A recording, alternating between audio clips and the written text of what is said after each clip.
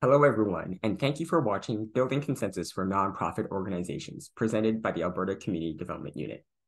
If you would like some resources on this topic, please check the description of this video where you'll find a link to the slide deck and our toolkit. The toolkit provides additional resources and links that we think are helpful for you and your organization in regards to this particular topic. By the end of this course, you'll be able to describe what building consensus is, identify when it would be appropriate for group decision-making, prepare a building consensus conversation, and apply and learn about tools and techniques for leading a consensus-building conversation. Let's first start off by talking about what is consensus. We know that building consensus is an important part of a nonprofit organization's decision-making process. Whether you're a board director or an employee, you're often going to be making decisions with hopefully the perspective of the advancement of your organization's vision, mission, and values. And we talk about this in our board development program when we discuss the board's roles and responsibilities, where we say that there should be a consensus orientation among your board members. Now, we know there can be a lot of interests in your organization. Very typically, you'll find there are going to be different perspectives on anything the board is doing at any given time.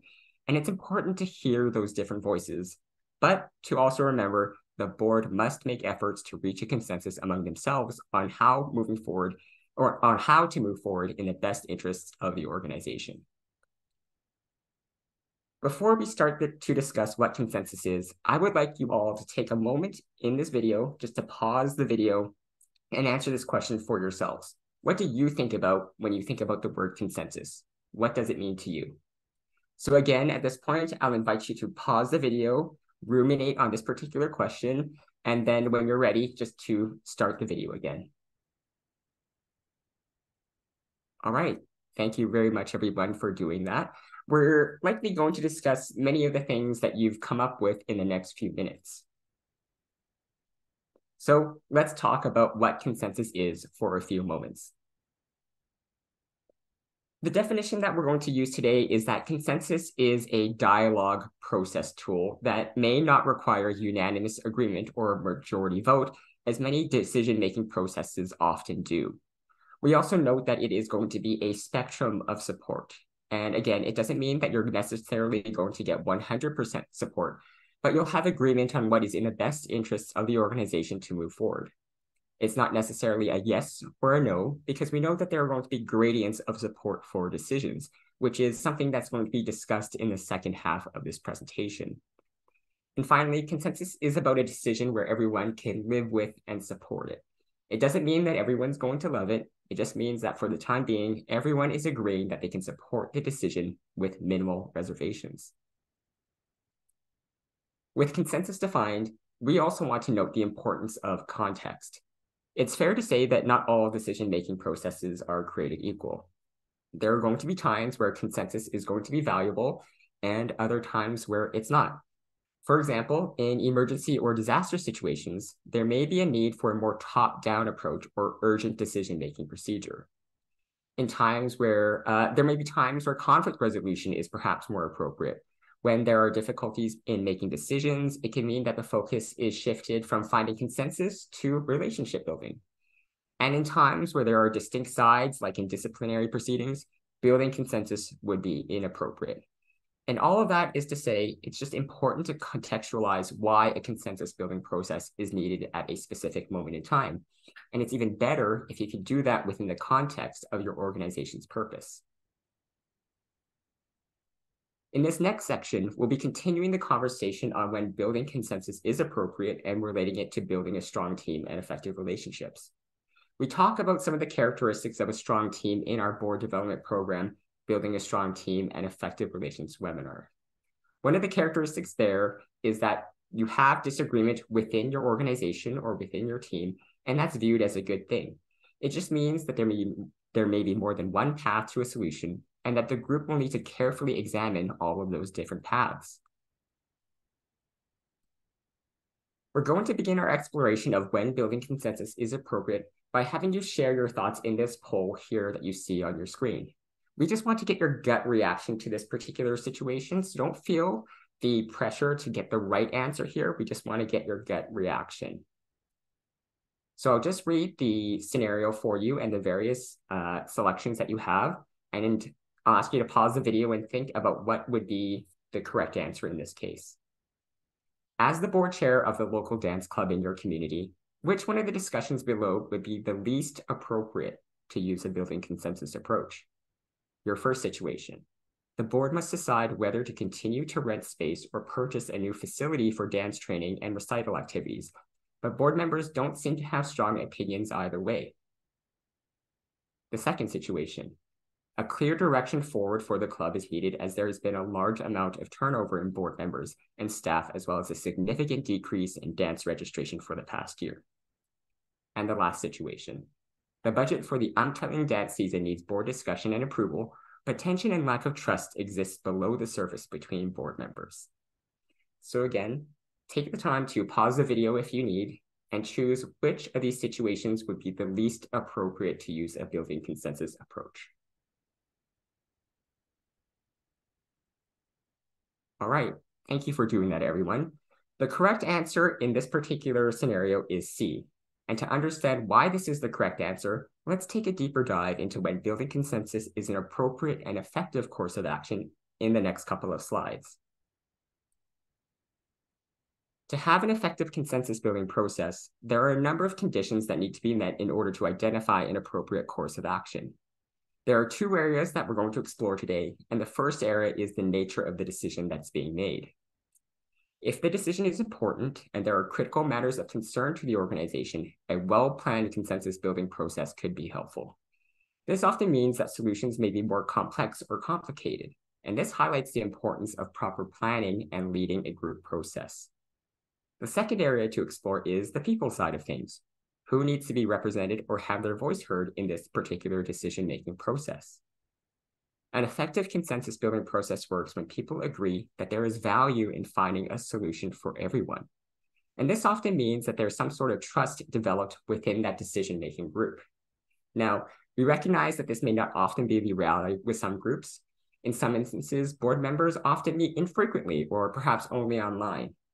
And this is to stress the point that it's important that there's an intentional need to build trust with those who are making the decisions together. This also helps when there are dissenting voices in the group. Conversations will tend to focus on gaining understanding versus being combative. The process also works when you need an informed decision representing all voices and all stakeholders. For example, your organization may have experienced some significant changes like high turnover or massive funding loss, and then there is a need to restructure the organization. Ideally, you would want the feedback and input from all stakeholders affected by this. So having a forum where people can share feedback on the situation would help ease the minds and create a sense of connection in future planning. Now, we should note that there are a number of situations where there are going to be challenges to group decision-making and building consensus. Here are a few that we would like to highlight. If the first area to consider when determining an appropriate course of action is the nature of the decision being made, the second area to consider would be the various barriers to consensus building that you could potentially face. We just talked about the importance to people involved in valuing a solution for everyone. If a decision has already been made and you're simply gathering people's input as a process to validate that decision, people will not see that as an open discussion and certainly not a time to choose a consensus building approach. It's important to clarify why you're gathering together and what influence or input stakeholders can have in that decision-making process. It also doesn't work when there are tensions beneath the surface that have not been addressed. Now, again, I'm not saying that tensions are not bad at all. We know that this can lead to emerging solutions to challenges organizations may have.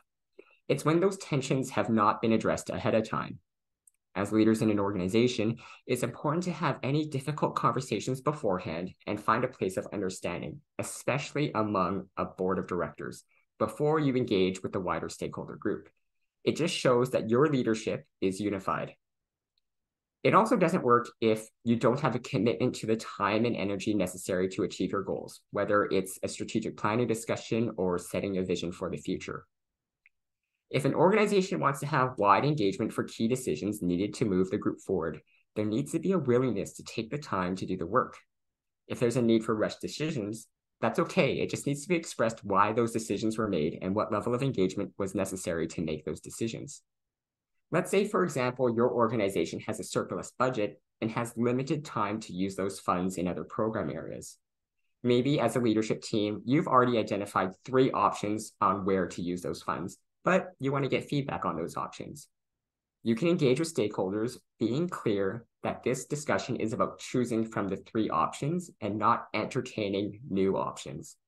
Now, you could be challenged about your options. However, you can note that there is urgency in the decision-making. There's nothing wrong with this approach. You're just making it clear how you are engaging with those stakeholders in that particular moment. This doesn't mean that you aren't going to receive pushback or resistance. You very well might.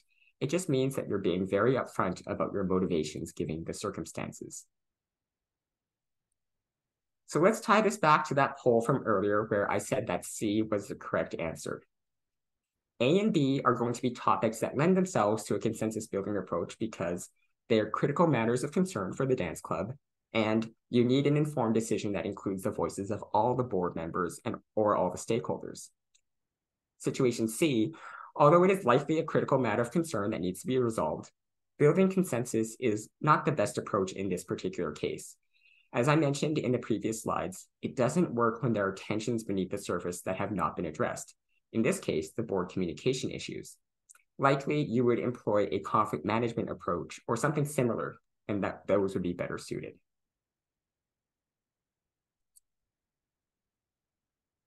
In the next few sections, we're going to take on the role of facilitating or leading a discussion with the purpose of building consensus for your group or organization. And let's use the following example to frame our discussion around what needs to be in place. You and a small team have been tasked with leading a discussion about updating the organization's mission statement. A mission statement expresses why your organization exists. It defines your purpose and tells others what needs you're intending to meet and with what programs and services. Since this affects all aspects of your organization, you need to be asked to engage a number of stakeholders, your board of directors, paid staff, volunteers, funders, and the people who access your programs on a day-to-day basis. We won't focus too much on the logistics of what this could look like, but focus on what really needs to be in place for the conversations to happen so that they're meaningful and really meets the needs of updating the mission statement. So think of this as what you need to have in place at a cultural level within the organization for those conversations to happen. You can also think of this as having conversations with the people who have tasked you to lead this process. If you're someone who is not part of the organization, but asked to facilitate the process for them, think of these as the questions that you would pose to a client that is requesting your service. With that said, think about the preparation that would be needed to hold those conversations. What are the considerations that you would need to take into account as you prepare in advance to lead those important conversations? Again, I'll invite you to pause the video at this time, think about this particular question, and then restart the video after that.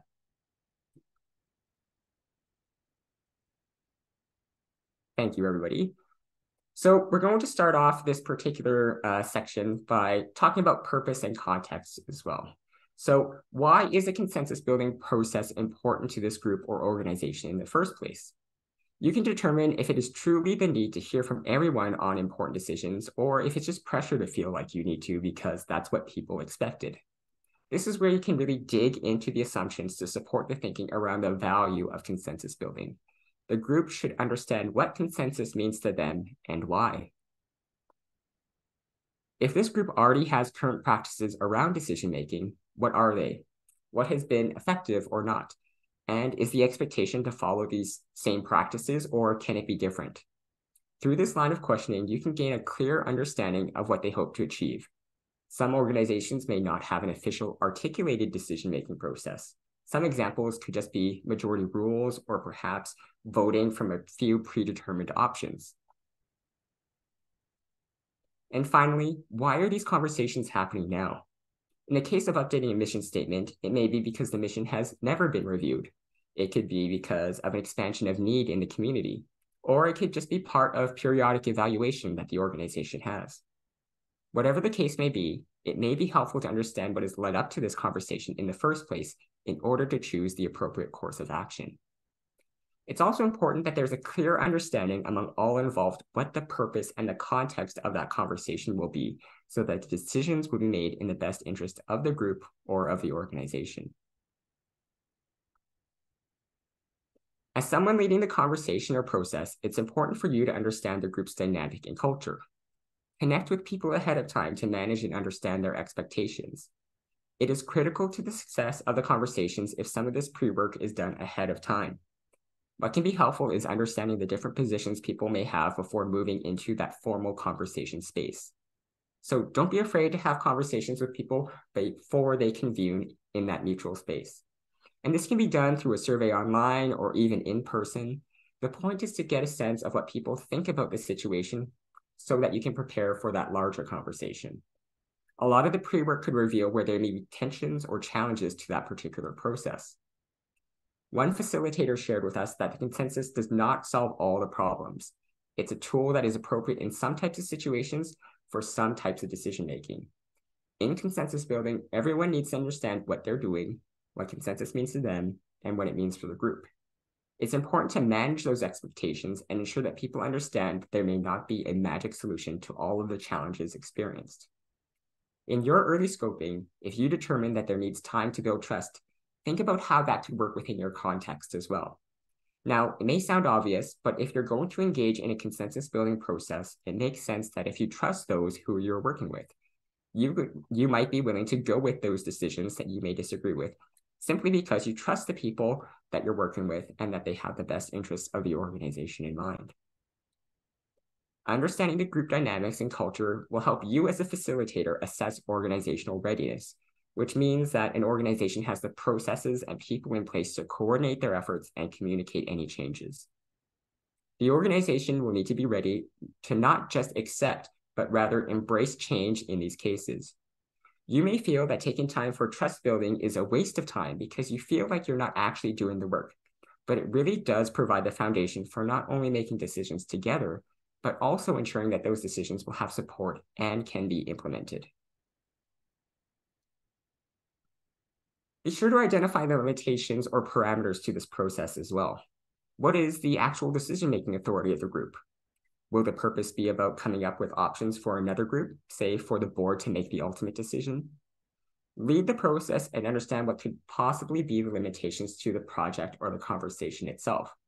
And this is especially important when you're engaging with multiple stakeholders. Is this going to be an online process? Are people asked to gather at a specific time and place? And what if those who can't make it, will they be given other ways to engage?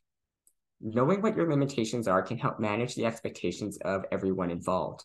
And this also means communicating the limitations to all of those involved as well. Think about what the group is also committed to. This can be related to the time given to the process. In order to make a decision that can impact the whole organization, it's important that there is adequate time to ensure that you get to the outcomes agreed upon. This includes some of that pre-work I just talked about, the early scoping and having folks submit input through conversation or survey. Again, the time commitment will be connected to the expectations of the purpose and context of the conversation. So for example, our work with groups and in strategic planning will often typically take a day and a half of in-person work, and we're very upfront with that. The group's commitment is also related to an individual's readiness to participate as well. You're going to want to assess whether they're going to be able to listen to diverse thoughts and be okay with decisions moving forward, even if they don't fully agree with it. And this is all framed within what is best for their organization. We should note that this may not be a perfect process, but it's important to be clear that all decisions may not have 100% endorsement, but it's going to have 100% support to move forward with them. Now, we've been mostly talking about some of the conditions needed to have an effective and meaningful consensus building conversation. It's important that as someone facilitating or leading this conversation, you need to think through how you can prepare conversations where people can provide input and feedback. First off, you'll want to share assumptions. Everyone comes to decisions with some assumptions in mind. Sometimes understanding someone else's position means talking about what assumptions they had when making that decision. This can lead to a greater understanding of the individual and opportunity to build on some assumptions that people share. Be explicit about difficult topics as well, like what are the areas of disagreement? What are the contentious ideas? Asking these questions may help come up with resolutions. However, it could also lead to more challenges or division.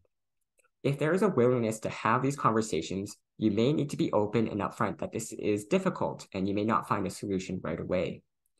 All of this is to say that it is critical in the success of the process that there are very intentional areas where people can work on building relationships and trust. You can also ask, what are the elephants in the room? And this is an English saying which speaks to a key obstacle that is in the way of conversations for various reasons. Some people may not feel comfortable identifying it because there may be a lack of trust in the group or a fear of conflict. But identifying the elephant in the room can help build trust and identify the underlying challenges that could prevent a group from moving forward. So I pose to you, what are the elephants in the room that you've experienced? And as you think about this, think about elephants that might be external to your organization as well. They might not always be internal. Again, I invite you to pause the video at this point, think about this particular question, and resume when you're ready. Thank you very much, everybody, for that. For this particular topic, I want to mention that you're not alone in the challenges that you may face. Many other organizations likely have some of the same elephants that you do as well. And just as a note for facilitators in this particular process, it is critical that a facilitator helps the group understand where individuals are coming from and to see what is actually driving some of the changes, where are the barriers the group needs to get over, where are the concerns, or even just to help reveal any unspoken motivations that are driving people when they say, I don't want it to go this way. As we shared in this section, there is a lot of work and thought that needs to go into a consensus building process, even before you gather people into a mutual space for decision making. So perhaps you've done the task of doing the pre-work, you've talked to some key stakeholders, you've sent out those surveys, and you have a sense of why the group wants to engage in this consensus building process, and you understand the purpose of the conversation. Now you're going to look at creating an outline of how this conversation or conversations will look. We'll take a look at some specific tools and techniques in the next section, but for right now, we'll describe a general outline of what hosting a session can look like and some considerations to keep in mind. The first is about setting the stage. As you look at creating a process, think about how the day will go and what type of space you want to create. When we talk with experts who have facilitated these sorts of processes, there are a number of strategies they use to help set the stage for good consensus building discussions. We also want to acknowledge that this is not a one-size-fits-all situation. Your context may be different. We just want to offer some general knowledge that has worked in consensus building situations in the past. The heart of consensus building is ensuring everyone has a voice. It is not a consensus building discussion if only a few people are speaking. Whether you are in an in-person meeting, online, or both, you will need to consider how people are going to participate. There are a number of tools that can support discussions in any way you decide to meet. What you'll need to consider is how accessible that tool or technique you're using is. Let's talk about the online space. If you're going to be using a tool like Zoom, ensure that all participants know ahead of time, since there may be some learning or downloading before the conversation. If you have resources that can support the learning around software, send it to people in advance so they can have some comfort with it. Even access to shared online documents like Google Docs or Microsoft Teams may require the user to create an account ahead of time. For example, let's say that you're using a voting tool for the first time. Use a fun example at the beginning to help participants feel comfortable with the tool. And it can be as easy as asking participants to choose their favorite color from a list of options. And that way, participants can get used to this technology where there are low consequences before they have to vote on something that might have high consequences. For in-person and online, there are endless ways to have conversations. So creating some variety on how people connect is helpful. Using breakout rooms where small groups of people can have discussions are helpful. This ensures that different perspectives can get together and encourages everyone to speak since the groups are much smaller. And some people may feel more comfortable sharing their views in a smaller group rather than a larger one. On the other side of the spectrum, There is also value in having larger group discussions. This helps gauge what the vibe is like in the room and can be a good opportunity to summarize what people heard in their smaller groups. You can also have conversations and dialogue through other media, like the use of sticky notes and cards to express ideas, and can move into some more formal facilitation techniques where ideas can be grouped together into common themes and categories. Giving people multiple ways to connect and communicate can help build relationship trust. And as I've mentioned a few times in this video, helping build trust will ultimately lead to decision-making made in the best interest of the organization. So I just gave some examples of how you can encourage participation from everyone, but I'd also like to brainstorm some other ways to encourage participation. What would you do or have you seen done in the past to encourage participation in a group discussion? So again, I will take a few moments. Please pause the video, think about this particular question, and resume the video when you're ready.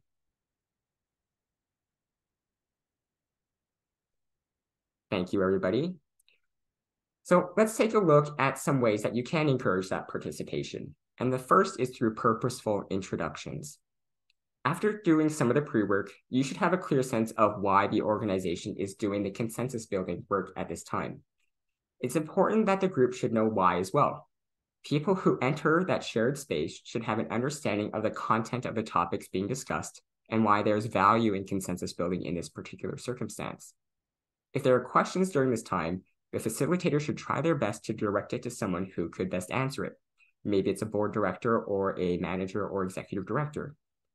Keep in mind, as the facilitator, though, you'll want to keep the conversations moving in order to get through the amount of work that you have. Another area or another tool that you can use to encourage participation is working principles. Working principles are ideas presented as rules for playing in the sandbox, so to speak.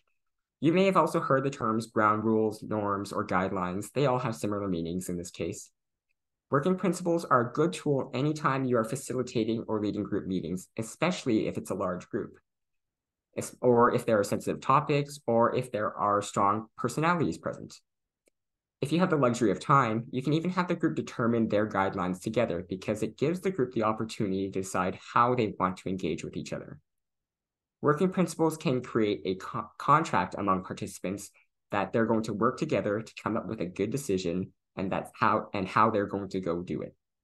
There are many different versions of these out there, and if your group or organization already has one, feel free to use those. With that said, we did want to provide some sample working principles, as you can see on the screen now. Temporarily unhinge from your distractions, hear others and be heard. Both seek and share your wisdom. Open yourself to a change in perception. You may be responsible for your own learning, and that we all share the responsibility for the quality of the experience. Some practical ways to use this is to have it pre-printed on tent cards and placed at every table, or even written on a large flip chart and left at the front of the room for people to see. The working principles can help the facilitator and participants have something to refer to if the conversations stray away from the purpose of the meeting, or if something confrontational comes up. As the conversations are happening, there are some key things a facilitator can be doing. When decisions are vital to an organization, it's not uncommon to face dissenting views. Embrace those views as part of the journey. And this is an opportunity where you can probe further into that view and ask questions, because odds are people in the room are thinking the same thing. If someone says something controversial, disruptive, or aggressive, ask them to further explain their thinking around it. Don't let it sit unexplained and become an elephant in the room. If it cannot be discussed in the room, there are going to be more challenges to find solutions. It doesn't mean that this is going to be an easy task, but it is a necessary one. Also, be aware of the power differences that may be present in the room, especially when you're engaging with multiple stakeholders. Board of directors, management, employees, volunteers, and so on play vital roles to the organization, but may also highlight power differentials within the organization. Having different positional roles can lead to people maybe having fears to speak up, or conversely, people who think their voice is perhaps more important than any others. These all don't have to be negative things. This is just something to keep in mind to perhaps mitigate and create opportunities for other voices to be heard. It could also be helpful if a senior leader encouraged open dialogue in the introduction. As the facilitator or host, it's important to keep the conversation moving as well. There may be important conversations that need to be had, and it's okay to use your judgment to give space to that, but help participants move forward the best way you can.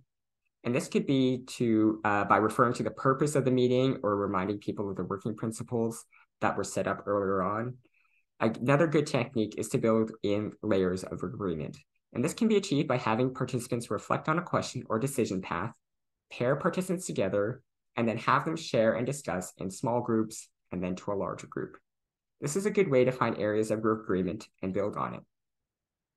As well, it's always a good reminder to help participants frame their discussion in seeing how it's best for the organization or group and not to the individuals themselves.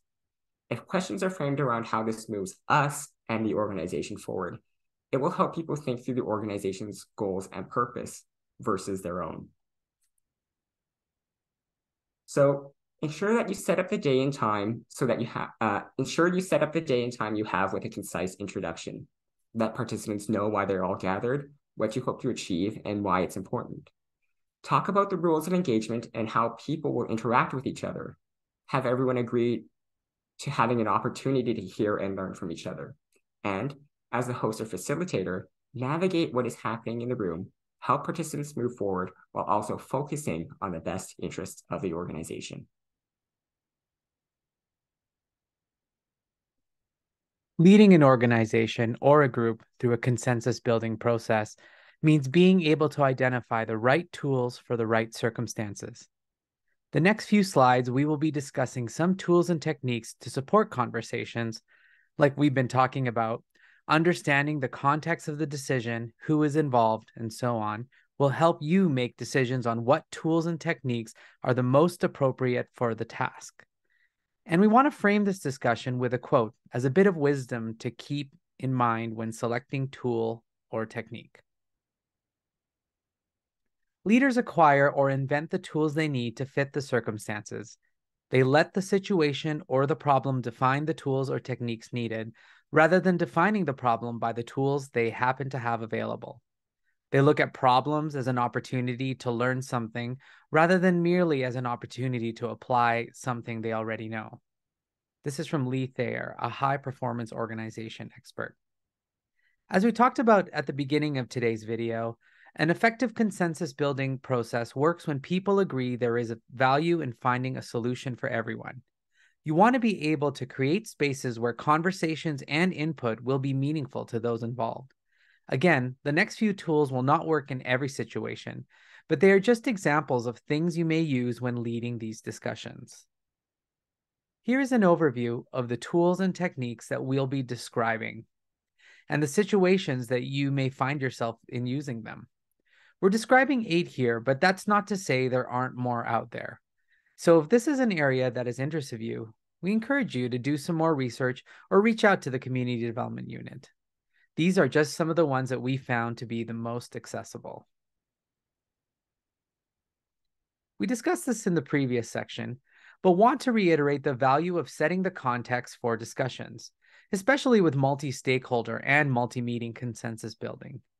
Even reminding participants why this gathering is happening periodically through the discussions. When participants understand the importance of their role in consensus building, it shows their input is valued. The first technique I'd like to discuss is the ORID. ORID is a questioning technique that is used a lot by our facilitators. It was developed by the Canadian Institute of Cultural Affairs, or ICA Canada. They offer facilitation courses throughout Canada if you're interested. We won't go through the full technique, but instead give you a sense of what the tool is. It is based on a natural flow of conversation that you may notice is often used in news broadcasts. As an example, think of a news story that you saw or read about regarding a disaster that has happened in a community. You may hear the reporter go through this line of questioning. What happened to your home? What emotional impact has this had on your family? What does it mean to you? What are you going to do now? The questions move naturally from some factual events to decisional questions. The acronym ORID is derived from the first letters of the 4 stages of questioning: objective, reflective, interpretive, decision. A facilitator prepares, then asks questions to which participants respond. Ideally, the questions are prepared in advance and relevant to the experience, open-ended and specific, and sequenced starting with easy questions. Let's look at these stages in a little more detail. Objective questions are facts, data, and senses. This relates to thought, sight, hearing, touch, and smell. These are used to draw out observable data from experience. Which people, comments, ideas, or words caught your attention and why? What images do you recall? This helps participants learn that people have different perspectives on observable reality and may recall the same experiences differently. Reflective questions are reactions, heart, and feelings. This relates to affective domain and emotional response, moods, and hunches. How do you react to this? What is the high point, the low point? How did it affect you? Interpretive questions answer, so what? Consider how a person experiences value, meaning, or significance to them. What is your key insight, most meaningful aspect of this? What have you learned from this experience? How does it relate to our organization? And decisional questions answer, now what? Individuals and groups determine future resolutions and/or actions, and some examples of questions in this stage are, how will we do things differently as a result of this? How can we apply what we learned today? People often evaluate experiences quickly and superficially or allow discussions to meander. The ORID framework enables detailed reflection and learning and helps groups get to the heart of the matter efficiently. It is simple, follows a natural process, and ensures that each step of the process is taken so that a group can reach conclusions based upon the widest possible base of data. Deliberative dialogue. This is a tool that helps people who may be feeling uncomfortable and want to avoid a particular conversation to become comfortable because they don't want to have to declare their position on the issue. This can be helpful for a group with diverse perspectives. So rather than discussing what option is right, it walks through a process of asking a group, what does a person value? The group then digs into the values and explores the contentious issue through a values lens by identifying some common ground and then using those values as a guideline or framework to their decision making. Let's go back to an example of a group reviewing or renewing the mission statement for an organization.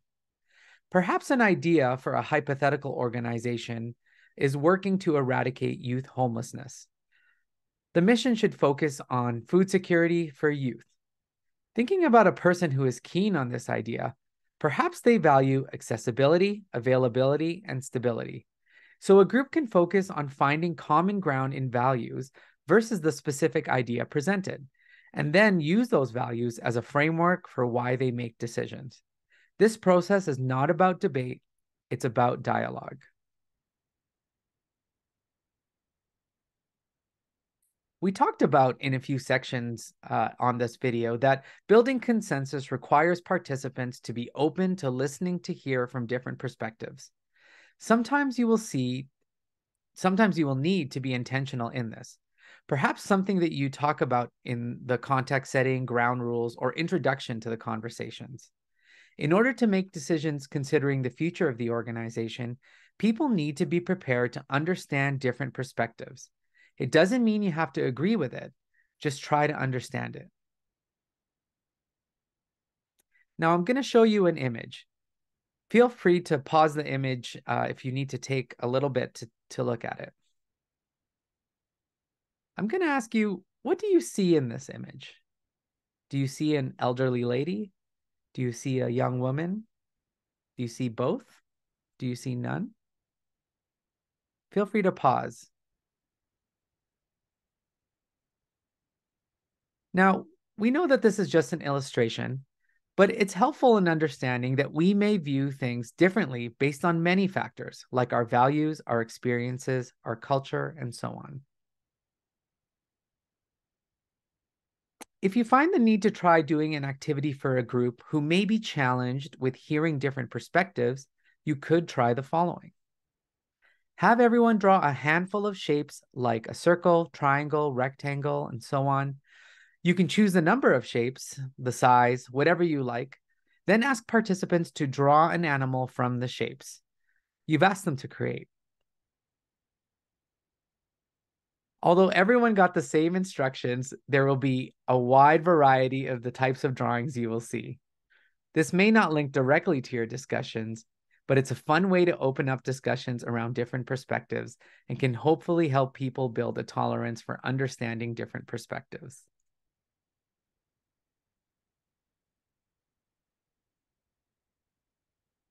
We've touched upon a few of these tools and techniques already, but if one of your goals is to ensure all voices are heard, you may have to explore different ways to get feedback from the group. Not everyone is comfortable speaking in a large group. Some people need a bit of self-reflection before contributing. Whatever it may be, here are some tools and techniques to help people contribute to the conversations. We talked about breakout rooms to encourage participation from stakeholders in setting the stage for the consensus building section. This is important because it gives people an opportunity to share input and ideas in what could be a less intimidating setting. We can take into account considerations like who are in these small groups, and it could still be intimidating if, say, a supervisor or someone else with a hierarchical title is in the small group. However, this could also be seen as an opportunity to have the attention of folks who are in a larger decision-making position. The advantages of breakout rooms are that they can be done in person or online. In person, you can potentially use the physical space around you, almost giving people a different environment to think through ideas. It is also important to implement things like timers and clear instructions for what people should be discussing in these breakout rooms. As a facilitator, you could also encourage people to elect a note taker or discussion leader so discussions can be summarized when the larger group reconnects. As a facilitator, feel comfortable to visit each breakout room if you think groups need further support, or even as a reminder to stay on track with discussions. We discussed using surveys in the pre-work section. Surveys are a great way to get feedback from participants in all stages of the discussion. As a facilitator or host, you can determine if this would be more valuable anonymously or not. Sometimes people will be more honest if they do not need to attach their names to their ideas. However, this can certainly cause more challenges as well. Use your judgment to identify what would be valuable for you and the group to move forward. These days, there are many ways to give surveys. The simplest way is to provide a link to an online survey software like Google Forms or SurveyMonkey. You can also talk to individuals directly or provide paper copy surveys at the beginning and or end of each discussion to get a sense of where people are at. Perhaps at this point, you have a wealth of ideas and feedback for your next steps as an organization. Maybe you have discussed some options and are comfortable with moving forward with a few options. Now what? In this section, we will discuss some tools that can help you make decisions on the options you may have come up with. Again, we will share a few here to give you an idea of what the possibilities are. A decision matrix evaluates and prioritizes a list of options and is a decision-making tool. The group establishes a weighted criteria and then evaluates each option against those criteria. As an example, perhaps your group has identified potential impact and effort in evaluating the best course of action for an organization at this time. Step 1, draw the grid where people can see it. This can be easily translated to an online shared tool as well. Step 2, discuss the brainstormed ideas one by one and place each in one of the 4 quadrants. All items are eventually classified into the following categories: easy to do and yields big improvement, easy to do but yields small improvement, difficult to do but yields a big improvement, difficult to do and yields a small improvement. Category 1 items are implemented immediately, quick wins. Category 2 items are also implemented immediately, fill-in jobs. Category 3 are items that are subject of detailed action planning, can be called major projects. And category 4, items that are often discarded or thankless tasks. Step 3, discuss your results to ensure the group is in agreement that a decision can be made. Debrief using a focused conversation like the ORID conversation we just talked about before closing. You can choose whatever categories work for your organization. Maybe costs are more valuable to measure or human resource requirements. This is a quick visual to perhaps further focus on ideas that would be best for the organization. As an example shared with us, a facilitator was working with a community group where they used this framework to outline some priority areas. There were specifically on infrastructure projects like pools, ice rinks, and so on. They used a criteria of cost with a scale outlining low and high costs to define their impacts, and time as their efforts, like how long it would take to undergo some of these projects. Using the tool, the group was able to define their language and identify parameters, and as a result, minimized personal differences. The group was able to get very detailed in their criteria. The levels of agreement tool can help build group consensus. Rarely in a group decision-making are there true yeses or no in the response. More often, there are many shades of yes and no. Levels of agreement help identify those shaded areas of responses and moves participants to agreement. Step 1, explain to participants what levels of agreement mean. Point out the importance of agreeing and how shades of yes and no responses can taint the outcome of any decision. Step 2, review the levels of agreement. Step 3, write the proposal, decision, or possible solution in a visual where people can view it, and then have the gradient scale underneath. Step 4, ask participants to mark the positions on the scale. Step 5, for those who disagree or veto, ask how the proposal could be changed to make it agreeable to them. Step 6, make the changes and poll the participants again. Step 7, continue and repeat the process until a consensus is agreed upon. There are a number of categories that you can have in your levels of agreement, but here are some examples. Endorsement, maybe it's something that you like or agree with. Endorsement with minor point of contention. For the most part, I like or agree with it. Agreement with reservation. It's okay. Abstain. I have no opinion. Stand aside. I don't necessarily agree with this, but I won't hold up the group should they decide to do this. Formal disagreement, but willing to go with majority. I want my disagreement formally noted, but I'll support the group's decision. Formal disagreement with request to be absolved of responsibility for implementation. I won't stop the group or any one person, but I don't want to be involved in the implementation. Or block, which is I veto. Now, you don't have to use all these levels of agreement, but this is just to help you support what your gradient of agreement could look like. One of the facilitators we talked to used a levels of agreement framework with a board to see if they were committed to investing in a particular idea. One of the board members said they placed themselves within this framework and that the idea was great, but they had some real reservations. When they said that, it opened up discussions. Everyone loved the idea, but people did not feel they trusted everyone at the table. At the end of the meeting, the group discovered that they all agreed that the idea was good, but needed to work on building trust and relationships among each other. The level of agreement helped surface and identify underlying assumptions so they could create options that are more workable to get closer to a decision. Dotmocracy or sticker voting. Sticker voting or dotmocracy can assist in selecting a preferred alternative from several proposed alternatives. This is the process at a glance. Proposed alternatives are posted on either flip charts, large cards, or posters, and this can be in person or online. Next, each individual is given several stickers. Think about those colored dots that you may have seen. Participants put stickers beside items that they considered be of greatest importance. The votes are tallied, and the ideas receiving the highest number of votes are further considered. Now, there are many ways to do this, but here's a quick summary. Determine in advance how many stickers each person will receive for voting. How can you determine how many votes someone gets? Well, you can use an 80-20 rule, and this is to count the alternatives and then give each person a supply of stickers equal to 20% of those alternatives.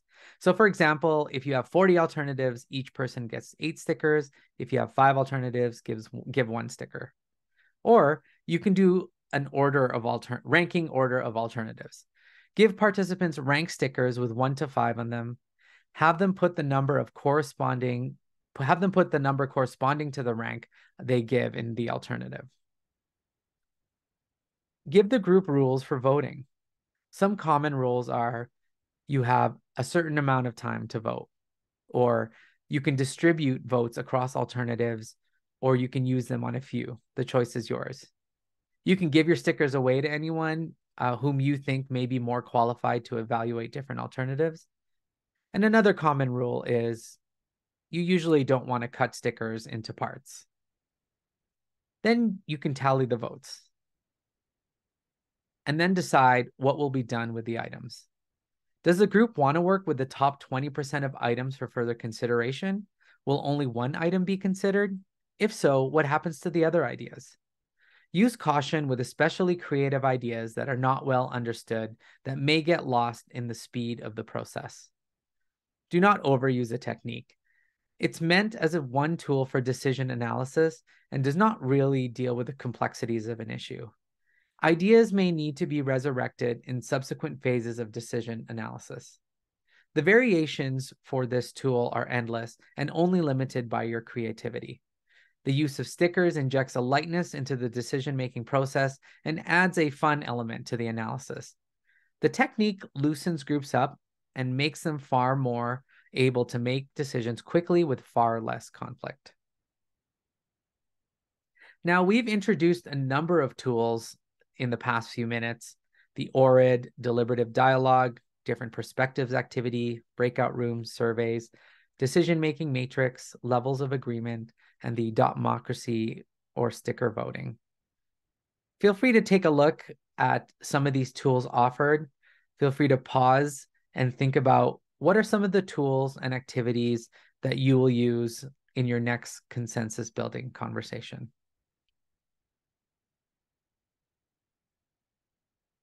For more information on these tools and techniques, feel free to check out our e-toolkit, which we will have a link for in the description. Now, the chances are that everyone here that's watching this video has been in an online meeting at least once in the past year. It's become much more common to have opportunities to join conversations online. There are lots of software that can support this: Zoom, Google Meets, Microsoft Teams. This has helped make conversations more accessible, but can also limit some of the advantages of meeting in person, like team building, networking, and building relationships. If this is one of your only options or an option that works best with your group, think through how you can create a meaningful conversation in this space.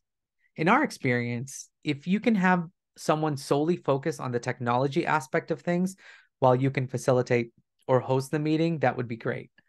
Basically, this support person deals with all the issues that may be arising online, like speakers, microphone, access to links, and so on. Although think through backup plans if something is not working. Now, we showed a few tools and techniques to help facilitate and lead a meeting. But we do want to share a couple of considerations as potentially the person or persons leading the discussions and guiding participants through the process. Keeping a visual record helps show in written words what you heard from participants is important, and it ensures that you got it right and others understand what the speaker has to say. A visual record also helps people who missed part of the discussion to see how it unfolded and be updated on where it currently is. Flip charts are a standard way to keep a visual record. You can write large enough so people all over the room can see what is written. This can be easily done online as well with shared document software like through Google or Microsoft. There are some advanced software like Mural, which is a visual collaboration platform. It's great for brainstorming and creating action items, but requires a little bit of learning and how the software looks like. A visual record is also validation, giving the message that people's ideas are important and valuable. It's also a group memory. It provides participants with a group memory, a written record that can be kept visible throughout the meeting. It's also participation. It encourages people to comment. And it's documentation. It documents groups' actions, what decisions were made, directions identified, positions on issues, solutions identified. It helps minimize disputes of what actually took place at a meeting and is a good democratic practice. Now, when there are larger decisions to be made or ones that are more complicated, make sure you have the opportunity to try to have the discussions over multiple meetings.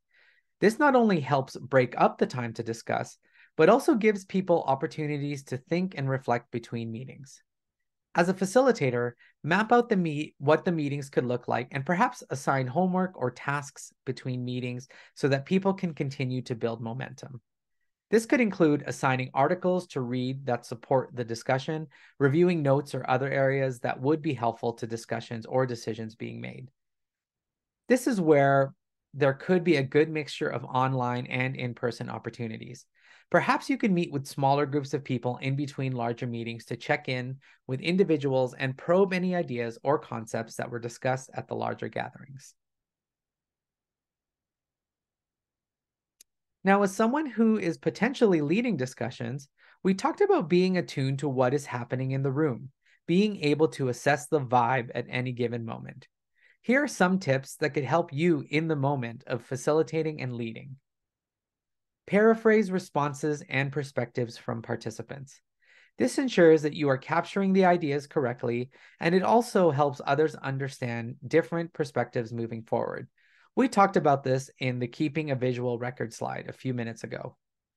When you sense there is tension in the room, sometimes it may be better to name it than to have it linger in the background. This, of course, depends on the situation, and you want to be able to ensure that participants feel safe in the space. Naming attention or bringing attention to it could help participants get over a roadblock in their thinking or ideas that are unsettling. Someone may call it out, but take the lead in guiding a conversation around it should tension arise. Acknowledge that silence could also be comfortable. Do not feel the need to fill up space if things are quiet. Some people need time to process questions and gather their thoughts. It is often powerful when you let the silence resonate with people. Pay attention to who is contributing a little or a lot or not at all. So you can draw on those people who are a little bit quieter. You can also mitigate this by practicing some of the tools we mentioned above, like breakout groups or discussion in pairs. Use a parking lot or similar technique to park important topics that may not be related to the discussion at the moment, but they could be important potentially in the future. At the end of any gathering, refer back to the parking lot and ask participants what they want to do with the items. Maybe they will be deferred to a future meeting. And finally, what do you do when there are particularly difficult or challenging groups? Author Sam Kainer talks about the groan zone, which is the challenging and uncomfortable space with group discussions and collaboration. We're going to talk about two concepts in this diagram: divergent and convergent thinking. Divergent thinking calls for generating as much information, as many ideas and solutions as possible. Think about quantity over quality. This is about gathering information, coming up with ideas and creativity. Where divergent thinking is about discovering, convergent thinking is about defining. You've gathered plenty of information and ideas, and now it's time to focus on systematically synthesizing, organizing, and categorizing it all to arrive at a well-defined solution. Now, the goal of convergent thinking is to take a structured approach to arrive at a clear solution. So after an initial period of divergent thinking, where diverse ideas are introduced, groups have to organize that information, focus on what's important, and make decisions in order to move forward in the phase of convergent thinking. So navigating that transition between divergent and convergent thinking is the realm in which creativity and innovation emerge if we let them. Now, this is common in every space and can be a little bit uncomfortable even when good trust is built. The good news is that you don't necessarily have to be a skilled facilitator to use some of the tools that we've shared today and to navigate this territory and tap into its creative potential. So how do you manage that groan zone? First of all, don't panic. Recognize that you're in that groan zone, and that's a good start. Letting the group know that they are in a transition from divergence to convergence as a distinct, valuable, and normal phase can be reassuring. Encourage dialogue. So dialogue rather than debate allows for insight and creative breakthrough in groups. So challenge participants to speak to be understood rather than to win the point, to listen for understanding rather than looking for weakness in another's argument. Define terms, unpack assumptions, and explain thinking to help connect diverse perspectives. So when participants interact in this way, they tend to feel more comfortable waiting in that groan zone's uncertainty and trusting the process as well as each other to carry them through the other side. Use tools to support convergence. So build in specific processes to converge on ideas. And we talked about some of these tools like decision-making matrix and dotmocracy, to name a few. Now, this groan zone is likely where a consensus building discussion will start to plateau. And we've covered one way of moving forward the discussion when you hit this point. And we've also shared some foundational steps to your consensus building process and some practical tools that you may use to help lead that process. So think about, what are your thoughts from this video? What are some of the concepts or maybe tools that you think will be helpful as you think through consensus building in your context? Feel free to pause and reflect and think about all the information that you've seen in this video. What is something that you can move forward with in your context?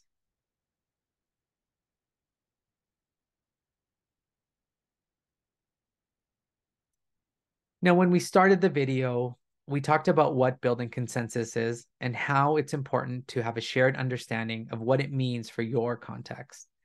It's important that building consensus as a discussion is appropriate for the decisions that are being made, because it could be something that affects the organization greatly or not. As a facilitator or host or leader, it's important to set the stage for the conversation, and it may mean doing some pre-work before people even gather in a space together, and emphasize how some sort of trust should be established in order to make decisions that are focused on the best interests of the organization. And we went through a number of tools and techniques as facilitators that can hopefully create an environment where people can feel seen or heard, and that their contributions matter, and that the decisions that are made are impactful and meaningful. Finally, we focused on the bulk of today's video with people who will be leading these conversations. However, we understand that you might be a participant in these types of conversations. So it's important to understand how important it is to support how these types of conversations and decisions come together. If you have any questions or require further information, please don't hesitate to contact the Community Development Unit. You can contact us using the information on the screen right now, but we will also put the links in the description. Thank you so much for listening to this video. We wish you the best in your future conversations as an organization. Thank you for the work that you are doing.